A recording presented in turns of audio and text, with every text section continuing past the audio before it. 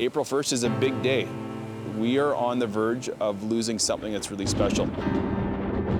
Members of BC's public fisheries have grave concerns about the upcoming 2021 fishing season and what it will mean for their families' futures. The recreational fishery is an extremely important and vital part of our economy.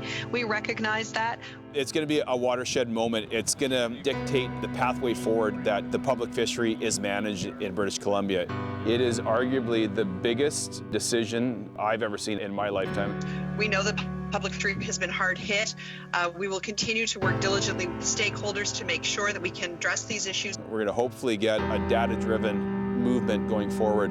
As I have said a number of times this evening, I am not adverse to a marked select fishery. It's a smart, sustainable way that preserves Canadian heritage to access sustainable stocks, and that's why this decision is so crucial.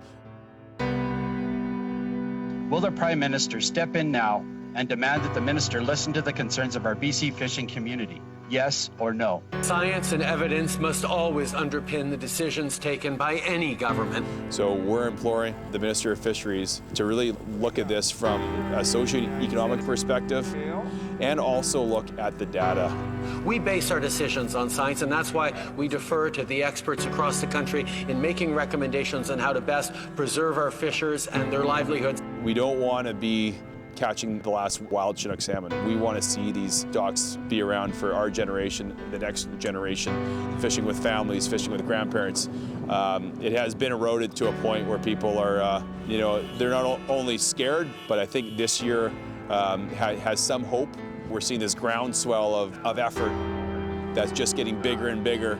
We've been fighting politically, and there's many groups coming together.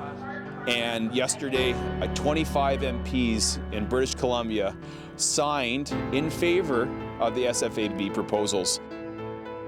These signatures and this cross-party support is something that is monumental. It demonstrates how crucial this decision is, and it just shows the broad range of support. And the next 2 weeks, it's going to come down to Minister Jordan and Prime Minister Trudeau hopefully making a decision that's based on data and has the best interests of all Canadians at heart. Marked select fishery is a possible path forward. We want to make sure that we're doing everything possible with the right science to make those right decisions.